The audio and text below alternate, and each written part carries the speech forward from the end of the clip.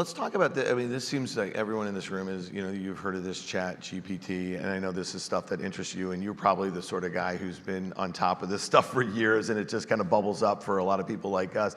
It seems like I haven't seen a technology that's kind of captivated the public, in a while. Yeah. Talk to us a little about these large language models. I mean, you just talked a little bit about how transformative AI is going to be in all these different industries. What about it from an investment standpoint? Because you and I were just chatting about this.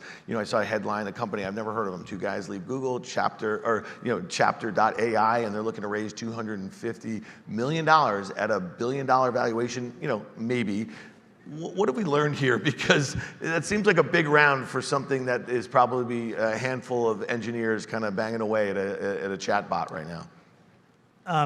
When I was at Facebook, my team and I were probably the first folks that really commercialized machine learning in the wild. When our first versions of Newsfeed and some other technologies that you guys probably interact with every day essentially was about using machines to guess, and to guess better and better over time. So that's basically what this is, just on steroids. And what ChatGPT shows you is just the amazing value in allowing computers to assist you in doing work. It's like a calculator replacing the abacus, replacing a pen and paper. What's important, though, is this Buffett quote. A friend of mine told me this yesterday, which I loved.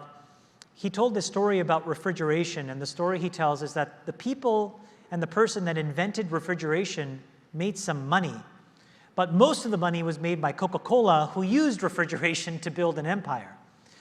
And I view these large language models as refrigeration.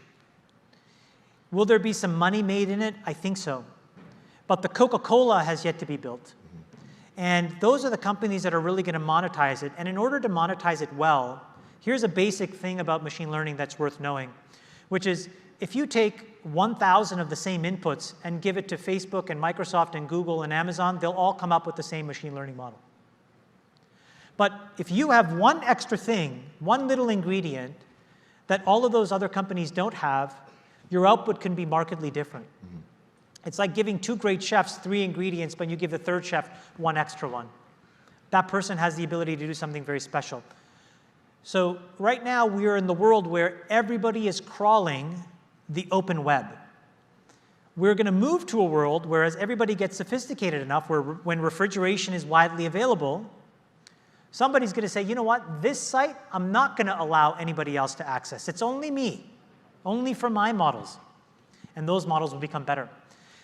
And so we have to let that play out a little bit. Mm-hmm. And so it's going to be a little bit of a really interesting arms race. So the next wave of M&A, for example, could be companies like Google and Microsoft and Facebook looking at these companies saying, can they be viable inputs to my large language models or to my other machine learning and AI models?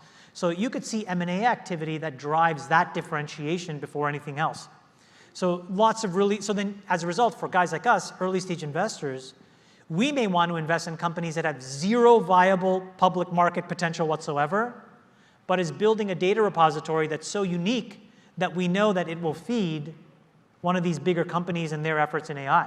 And that could very well justify making an investment that we would otherwise not make today, knowing what we know. And on that front, I mean, so regulatory really quickly, because we only have a couple minutes here. I mean, 10 years ago, Facebook would just buy the next thing, right? They'd pay $1 billion. The fact that Microsoft paid $1 billion investment in OpenAI, in a different regulatory environment, they might have just bought it. They couldn't buy OpenAI. But does this also excite you about early stage tech investing in this environment? Does the regulatory environment actually help your cause to let some of these companies bubble up a bit further than they might if they were just kind of taken over by the incumbents? Yeah, I mean, I think the incumbents are going to have to veer into adjacent M&A that it's non-obvious, mm-hmm. that will pass regulatory muster.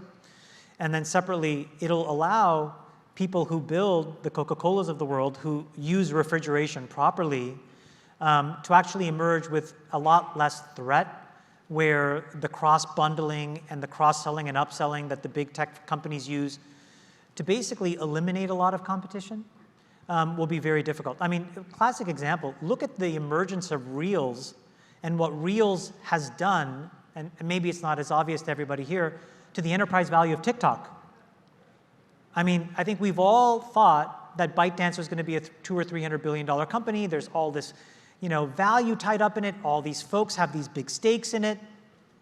But if you look at the growth of Reels, it's probably halved the enterprise value of TikTok before the regulatory stuff has happened. So that kind of stuff, I think, allows, when all the big folks are fighting amongst each other, it allows the little folks to kind of, hit the seam and actually build something amazing. All right, before we get out of here, a lot of you guys are probably all-in podcast fans. You know that he has, the tendency for a little hot take. Give me something, man. I'm going on Fast Money in an hour here. What do you got? What's a hot take to leave this audience with? Wow, what's a hot take? Well, my most interesting thing right now is I have looked at, and Mike Wilson inspired me to do this. I basically went back and I looked at Google's P&L.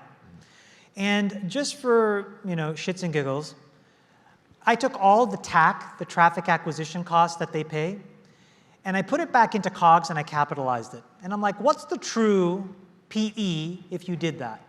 And then I did the same thing for Facebook. Because, you hear this constant thing, which is like, oh, this thing trades at 20 times, it's so cheap. Oh, Facebook trades at, 8 times, it's so cheap. And it turns out Facebook trades at 19 times and Google would trade at 31 times. And then all of a sudden it's not so cheap. So there's a hot take. There you go. Which is when you look at software businesses and you actually capitalize some of these costs and look at true EBITDA. True EBITDA. Mm-hmm. They're not nearly as interesting on a implied yield basis as others. You sound like a good friend of mine, Jim Chanos.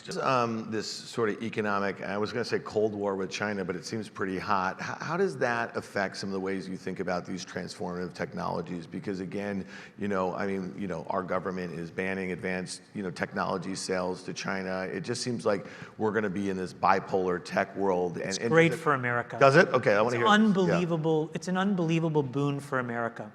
And it's an unbelievable boon for America's technology sector.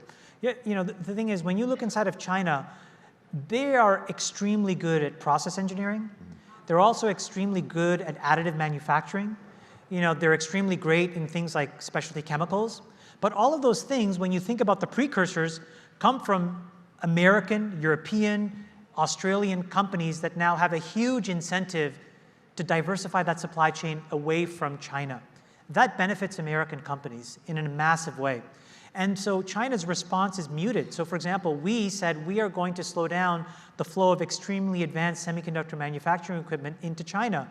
China's response said we are not going to allow you guys to get the input components to certain silicon wafers that are used in PV cells. I mean, if you had to rank these things, no offense, but we can make solar cells. The equipment that you need to get to 2 nanometer scale in chip design comes from the Dutch, the Germans, and the Americans. And so it's a really interesting moment where this, the game theory optimal view is that China's cost advantages actually get moved over, right? So the margin decay in China gets replaced by margin expansion in these businesses here that now allow them to operate in parity. So I think it's a really, really unique moment